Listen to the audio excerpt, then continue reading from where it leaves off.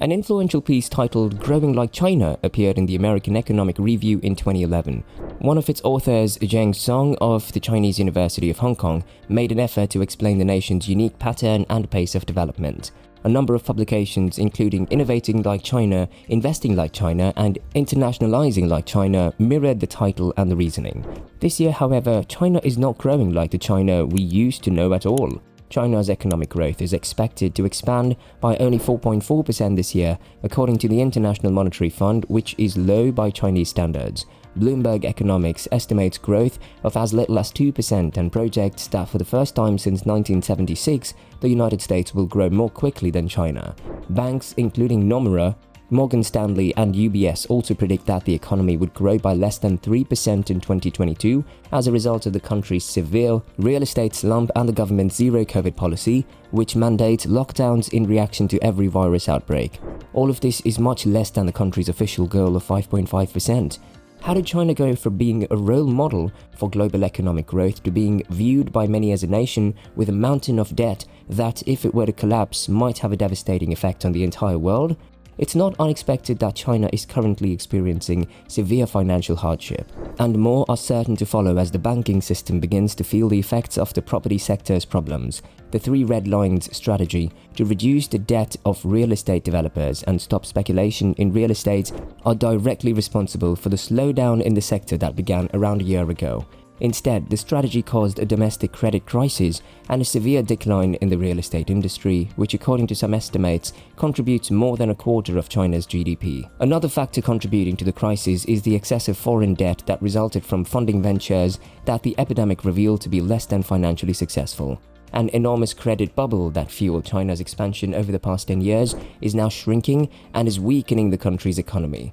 China has had to deal with a number of sensitive international loan defaults in recent years, but the bad debt from the Belt and Road Initiative amounts to China's first overseas debt crisis, according to the Financial Times.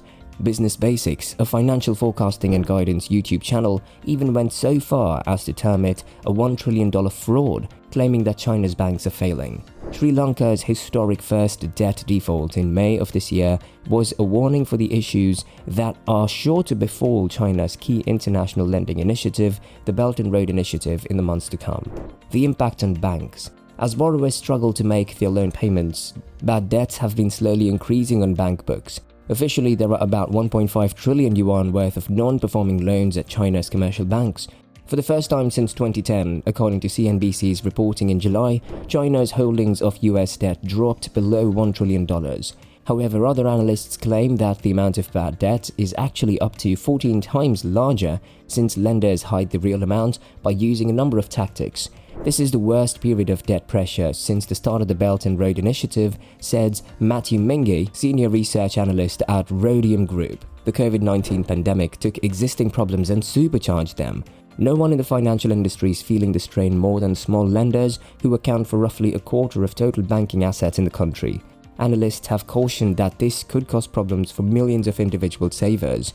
Profits fell for 20% of the 45 regional and rural banks listed on public markets in the first half of 2022, while non-performing loan ratios worsened for some. It was the worst half-year performance in years. These numerous financial issues have clearly had an impact on the economy.